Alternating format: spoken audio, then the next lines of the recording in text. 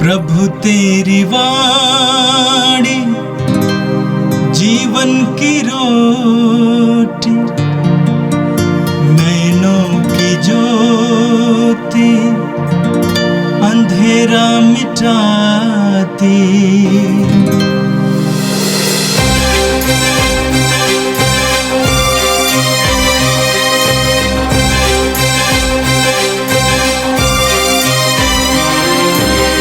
प्रभु तेरी वाणी जीवन की रोटी, नैनों की ज्योति अंधेरा मिटाती। प्रभु तेरी वाणी जीवन की रोटी, नैनों की ज्योति अंधेरा मिटाती। वाणी वाणी वाणी वाणी वाणी पवित्र है, शाश्वत है, जीवन का मन्ना है। 13 फरवरी मंगलवार। पहला पाठ संत याकूब का पत्र, अध्याय 1 पद संख्या 12 से 18 तक। धन्य है वह जो विपत्ति में दृढ़ बना रहता है, परीक्षा में खरा उतरने पर उसे जीवन का वह मुकुट प्राप्त होगा जिसे प्रभु ने अपने भक्तों को देने की प्रतिज्ञा की है। प्रलोभन में पड़ा हुआ कोई भी व्यक्ति यह ना कहे कि ईश्वर मुझे प्रलोभन देता है। ईश्वर ना तो बुराई के प्रलोभन में पड़ सकता और ना किसी को प्रलोभन देता है। जो प्रलोभन में पड़ जाता है वह अपनी ही वासना द्वारा खींचा और बहकाया जाता है। वासना के गर्भ से पाप का जन्म होता है और पाप विकसित होकर मृत्यु को जन्म देता है। प्रिय भाइयों, आप गलती ना करें। सभी उत्तम दान और सभी पूर्ण वरदान ऊपर से हैं और नक्षत्रों के उस सृष्टिकर्ता के यहाँ से उतरते हैं, जिसमें ना तो कोई परिवर्तन है और ना परिक्रमा के कारण कोई अंधकार। उसने अपनी ही इच्छा से सत्य की शिक्षा द्वारा हमको जीवन प्रदान किया, जिससे हम एक प्रकार से उसकी सृष्टि के प्रथम फल बन जाएं। यह प्रभु की वाणी है। संत मार्कुस के अनुसार पवित्र सुसमाचार, अध्याय 8 वाक्य संख्या 14 से लेकर 21 तक। शिष्य रोटियां लेने भूल गए थे और नाव में उनके पास एक ही रोटी थी। उस समय यीशु ने उन्हें यह चेतावनी दी, सावधान रहो, फरीसियों के खमीर और हेरोद के खमीर से बचते रहो।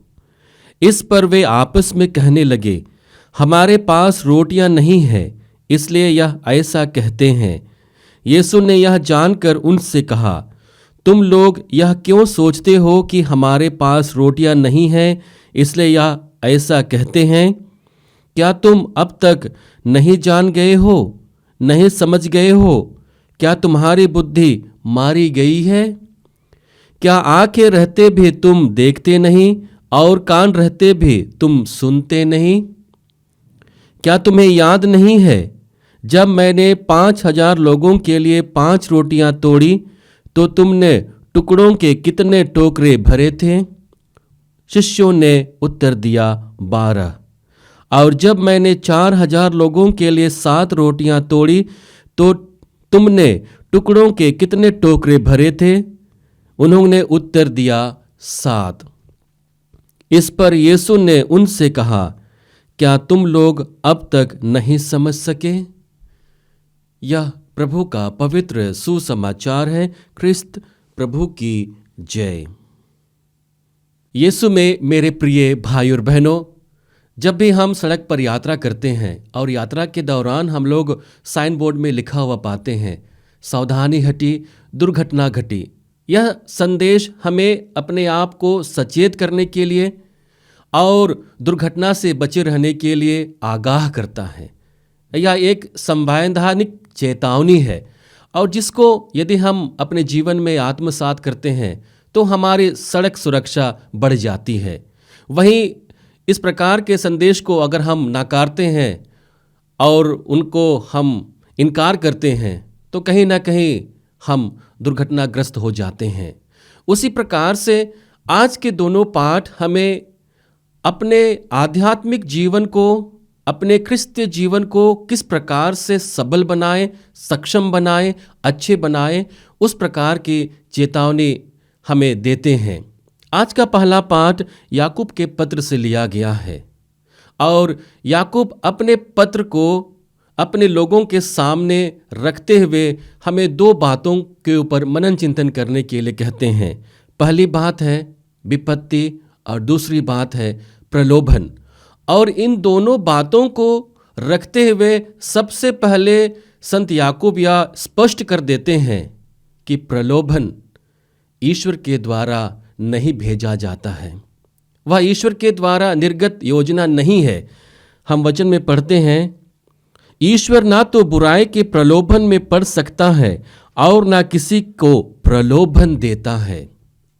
हम लोग बहुत बार लोगों को यह कहते हुए सुनते हैं कि ईश्वर ने हमको प्रलोभन दिया हमारे विश्वास को परखने के लिए, हमारे क्रिस्तीय जीवन को परखने के लिए। यह उचित नहीं है, यह सत्य नहीं है। हम गलातियों के नाम संत पौलुस के पत्र अध्याय 5 वाक्य संख्या 1 में पढ़ते हैं, जहाँ पर संत पौलुस कहते हैं, मसीह ने स्वतंत्र बने रहने के लिए ही हमें स्वतंत्र बनाया है, इसलिए आप लोग दृढ़ बने रहें और दासता के जुए में नहीं जुतें। यहाँ पर संत पौलुस साफ कर देते हैं, स्पष्ट कर देते हैं कि हम लोग स्वतंत्र हैं और उसी स्वतंत्रता को जीने के लिए मसीह ने हमें स्वतंत्र बनाया है और इसलिए हमें गुलामी में, पाप की दास्ता में नहीं गिरना है और अन्याय से नहीं जुतना है। और यह स्पष्ट है कि जो भी प्रलोभन हमारे जीवन में आती हैं वो हमारी आंतरिक इच्छाओं पर आधारित और केंद्रित होती है, ना कि ईश्वर की योजना के आधार पर होती है। और अपनी इन दोनों बातों को रखते हुए संत पौलुस हमें सचेत करते हैं कि एक अच्छे धर्मी और आध्यात्मिक जीवन जीने के लिए हमें प्रलोभन से बचे रहना है। हमें जितने भी कष्ट और विपत्ति आते हैं उनका सामना करते रहना है। सबसे पहली बात विपत्ति के बारे में याकूब कहते हैं। हम जानते हैं याकूब उस परिवेश से था जहां पर विश्वासियों पर सबसे ज़्यादा अत्याचार हो रहा था। यरूशलेम में चारों ओर से विश्वासियों पर अत्याचार हो रहा था और उस समय वह एक अगुवा के रूप में उनके बीच में खड़ा होता है और इसलिए सभी लोगों को विपत्ति के मायने को समझाता है, जो संभवतः आज के परिवेश में भी हमारे लिए सार्थक है। आज भी हम देखते हैं कलीसिया पर विभिन्न प्रकार के अत्याचार हो रहे हैं, बहुत सारे विपत्ति आ रहे हैं और आने वाली हैं और उनके बीच में हम कैसे अपने क्रिस्तीय विश्वास को जी सकें, उसके लिए संभवतः आज का यह वचन हमें संदेश देता है। और जिन लोगों पर विपत्ति पड़ती है और जो लोग विपत्ति से मारे हैं उन लोगों को यह संदेश आत्मबल से भरता है। संत याकूब अपने वचन में कहते हैं, धन्य है वह जो विपत्ति में दृढ़ बना रहता है, परीक्षा में खरा उतरने पर उसे जीवन का वह मुकुट प्राप्त होगा जिसे प्रभु ने अपने भक्तों को देने की प्रतिज्ञा की है। वह वचन में स्पष्ट कहते हैं, धन्य है वह जो विपत्ति में दृढ़ बना रहता है। यदि हम मजबूती के साथ उस चुनौती का सामना करते हैं, उस विपत्ति का सामना करते हैं, तब हम धन्य माने जाते हैं। हमारे क्रिस्तीय जीवन धन्यता से पूर्ण हो जाती है और उसी जीवन को जीने के लिए आज संत याकूब हमें आह्वान कर रहे हैं। अपनी दूसरी बात को रखते हुए संत याकूब हमारे सामने प्रलोभन के बारे में अपनी बातों को रखते हैं और हमें सचेत करते हैं कि प्रलोभन हमें पाप के भागी बनाता है, वासना के भागी बनाता है, सांसारिकता के भागी बनाता है। हम वचन में पढ़ते हैं, जो प्रलोभन में पड़ जाता है वह अपनी ही वासना द्वारा खिंचा और बहकाया जाता है। वासना के गर्भ से पाप का जन्म होता है और पाप विकसित होकर मृत्यु को जन्म देता है। एक प्रज्ञापूर्ण बातें संत याकूब हमारे लिए रखता है कि किस प्रकार से यदि हम लोग प्रलोभन में पड़ जाते हैं तो वासना, बहुत प्रकार की वासना हमारे जीवन में आ जाती है, हमारे अंदर आ जाती है और वह पाप का भागी हमें बनाती है और पाप के द्वारा हम मृत्यु को प्राप्त करते हैं। और इसी बात को हमें संत याकूब सचेत करते हुए कहते हैं कि ये जो पाप है, प्रलोभन है, ये ईश्वर के द्वारा भेजा हुआ नहीं है, यह मनुष्य के स्वभाव और उसके आचरण के द्वारा उनके जीवन में आता है। और उसी बात को वह साफ कह देते हैं, जो प्रलोभन में पड़ जाता है वह अपनी ही वासना द्वारा खिंचा और बहकाया जाता है। यदि हम एक बार प्रलोभन में पड़ गए, सांसारिकता में पड़ गए, तो हम अपनी ही वासना के द्वारा खिंचे चले जाते हैं, अपनी ही भावनाओं के द्वारा हम बह जाते हैं और हमें पाप का कोई भी आभास नहीं होता है। और एक दिन हम अपने आप को ऐसी परिस्थिति में पाते हैं जहाँ पर हमारा जीवन मृतक के समान हो जाता है, जहाँ पर हमारा जीवन सचमुच मर जाता है, हमारा पूरा स्वभाव मर जाता है। और ऐसे स्वभाव से बचे रहने के लिए हमें संत याकूब हमें सचेत करते हैं। एक और देखें तो लगातार हमारे जीवन में संघर्ष है, चुनौती है, वासना का चुनौती है, प्रलोभन का चुनौती है, विपत्ति का चुनौती है।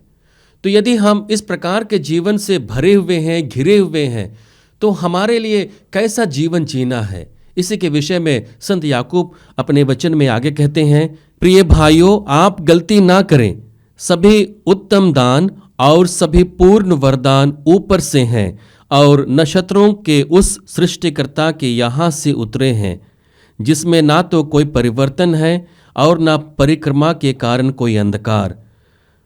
उनसे अपनी ही इच्छा से सत्य की शिक्षा द्वारा हमको जीवन प्रदान किया है, जिससे हम एक प्रकार से उसकी सृष्टि के प्रथम फल बन जाएं।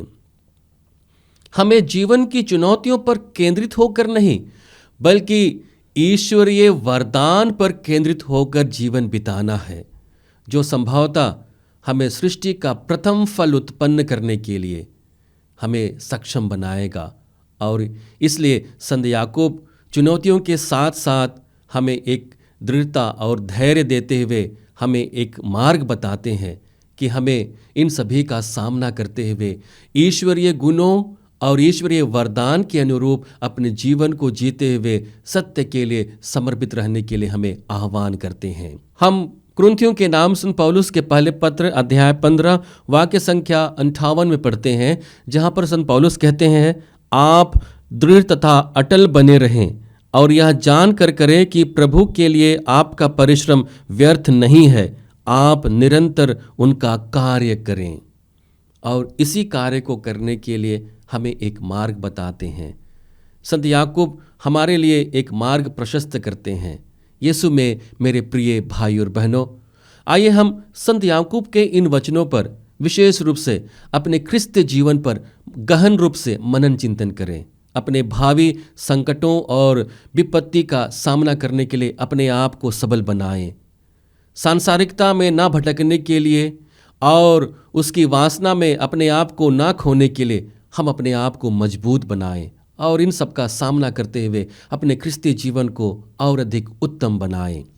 आज के सुसमाचार में प्रभु यीशु अपने शिष्यों को आगाह करते हैं और कहते हैं कि तुम्हें फरीसियों के खमीर से बचे रहना है, तुम्हें हेरोद के खमीर से बचे रहना है।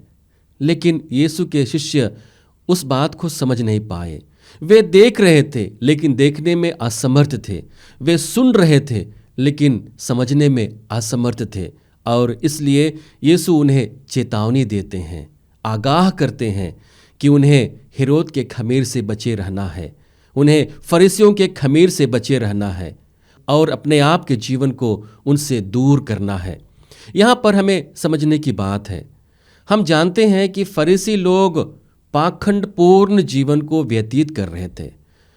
उन्हें धर्मग्रंथ और संहिता के बारे में भरपूर ज्ञान था, लेकिन वे अज्ञानी और अज्ञानता में भटक गए थे और इस प्रकार से जो ईश्वरीय योजना है उस योजना को वे पूर्ण करने में असक्षम थे और वो पाखंड का जीवन व्यतीत कर रहे थे।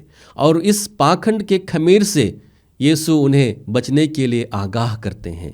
हम देखते हैं कि हेरोद के जीवन में सांसारिक चिंताएं और भौतिकतावाद का खमीर था, जो लगातार अपने लिए सब कुछ करने के लिए प्रेरित होता था और इसी से अपने शिष्यों को वो आगाह करते हैं। खमीर का क्या गुण होता है? जब खमीर आटे में मिलाया जाता है तो आटे के हरेक तत्व पर वह अपना प्रभाव डाल देता है, आटे के स्वभाव पर वह अपना प्रभाव डाल देता है और प्रभाव के साथ में जब पूरा आटा खमीरा हो जाता है तो उसका स्वरूप बदल जाता है।